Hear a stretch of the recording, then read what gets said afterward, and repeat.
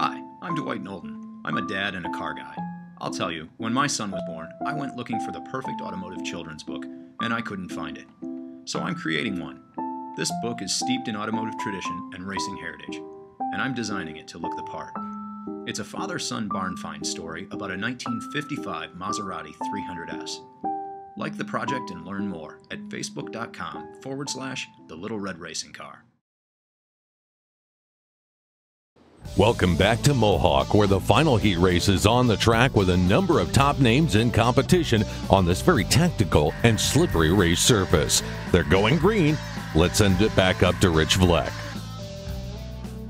David McDonald and Mike Trapp hold the front row for this third and final heat race. Bill Isley, Dave Talbot in row number 2. Row 3 has Jordan Peters and Matt Vanderlinden, while the fourth row has Kyle Sopaz and current points leader Dale Caswell. Richard Race, in his first start of the year here at Mohawk, will round out the field. Ready to go green. The final qualifier for the Go Nuclear late models is underway. And David McDonald on the bottom of the racetrack in the number 97 will lead the field through turns 1 and 2. A challenge being set up by Mike Trapp for the race lead, but here comes Matt Vanderlinden for third. The 09 of Matt Vanderlinden now challenging with the top 2 into turn number 3. His third trip here to Mohawk this season. The first one did not go very well for the rookie competitor of the Crate Late Model Division. He used to run the open wheel modifieds up at the Brighton Speedway, has transferred over and doing a nice job here in the second half of the season. Pulls to the outside of McDonald for second, heading into turn number 3. But Trapp blocks his advances. The top has been very good here in the qualifying heats, but here on the bottom comes McDonald once again. David McDonald, who has struggled on the tour this year, 11th in Brighton Speedway points, his hometown racetrack, is now back out in front of the field. Mike Trapp, who won a qualifying heat race earlier in the day under very different track conditions, roars up to the outside of the speedway, has a full head of steam back to the stripe to complete lap number 3, dead even at the line with McDonald. Still in third is Vanderlinden. Fourth right now is Jordan Peters, the final transfer spot into the redraw. Well, Bill Isley is close in competition. Still a side-by-side battle for the race lead. McDonald slides up, nearly makes contact with the 70 of Mike Trapp, who roars back around the outside. Mike Trapp gave him enough room right there. McDonald had a little push in the 97, that time off at turn number 4. Much better, this time off at 2, and has the race lead by a half a car length. Jordan Peters has joined the group to make it a 4-car fray through turn number 3. A little loose for McDonald on the bottom of the racetrack, and they're side-by-side for first and second, side-by-side for third and fourth. Past halfway now. Less than 5 laps left to go. Jordan Peters with the big move on the inside. The Humberstone Speedway track champion has to think better of it and tucks back into line. 4 cars, all in the redraw, but going after the race win. Contact made between Vanderlinden and Peters as they work back into turn number 1. A superb heat race going on right now. And it's still Vanderlinden in no man's land working through the middle of the racetrack. No driver has been able to do that all day long.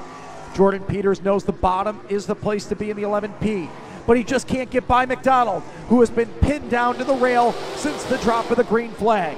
3 more laps left to go, and Vanderlinden now makes a bid for the race lead. Started back in 6th. Contact made between himself and David McDonald. They get caught together. Peters will spin, and the 2 leaders take themselves out.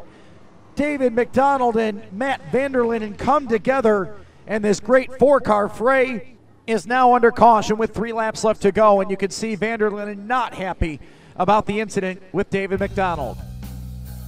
Another look shows the 97 of McDonald skating up the racetrack and making contact with the left side of Vanderlinden's 09. The problem magnifies when the 2 stay stuck together, forcing the 09 completely sideways and wedging the nose of the 97 underneath. Also involved in this incident was Jordan Peters in the 11P. He went to the pits and was able to return for the restart. Vanderlinden was also able to return, although he would need to be unhooked from McDonald's 97 first, a process which took quite a while and required a handful of tow trucks. The damage was mostly cosmetic for all 3 involved, but things got worse on the ensuing restart for Vanderlinden and Peters, along with Richard Risen, who all collided coming to green. Shows how your luck can change in a hurry.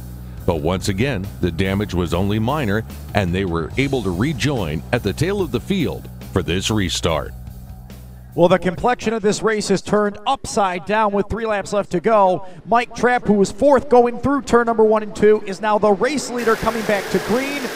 And behind him, a heap of cars that were outside of the redraw, including the R19 of Dale Caswell, current series points leader, winner here back in July, puts it to the outside of Bill Isley for spot number 2. They are side by side working through the final set of corners and coming back with 2 more laps left to go.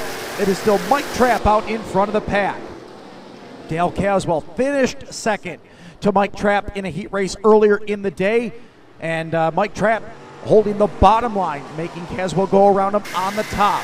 Isley bites back to the inside, looking for position number 2. Isley and the R19 of Dale Caswell, now under the white flag, were regulars at the Can-Am Motorsports Park this year. They were the top 2 in points, with Caswell claiming that championship. But here off at turn number 2 on the final lap, Isley back to the inside, looking for the runner-up spot. Mike Trapp has this one well in hand, and for the 2nd time today is going to hold off. Dale Caswell pick up the heat race win, and Isley will claim 2nd, sneaking underneath the R19. Dave Talbot also able to make the redraw. That is one of the wildest heat races you will ever see. Greg Byrush caught up with Mike Trapp after his win to ask him about that wild wreck in front of him.